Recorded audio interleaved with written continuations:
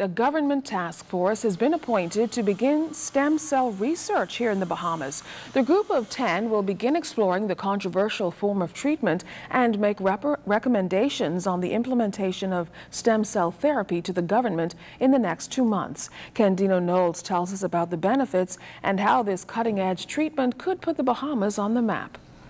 Stem cell therapy is currently being used in other parts of the world, such as the United States, and has worked for pro athletes such as Oakland Raider linebacker Orlando McClain, who was fighting knee and ankle injuries for 2 years.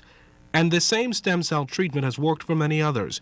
In fact, Minister of Health Dr. Perry Gomez, who announced the establishment of a new stem cell research task force, talked about its widespread uses, such as one AIDS patient who lost all the tissue under the skin on her face. Like the skin is just plastered onto the bone and it's disfiguring, and they, with stem cell therapy, were able to restore the features of this woman's face. Considering the success in this case, doctors are encouraged with the potential of stem cell therapy to cure other ailments.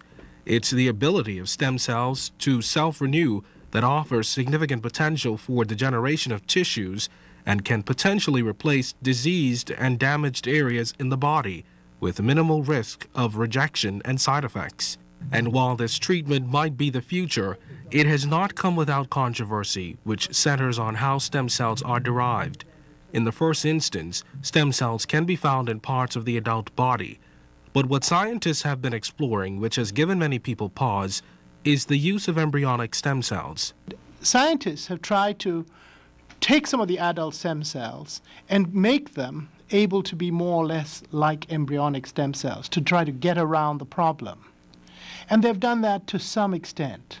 But at some stage, I think we're going to have to ask ourselves the questions that if we are in the business of trying to build ourselves back and perhaps develop new body parts, cure cancer, cure degenerative brain disease, then we may have to think about how we can ethically use embryonic stem cells.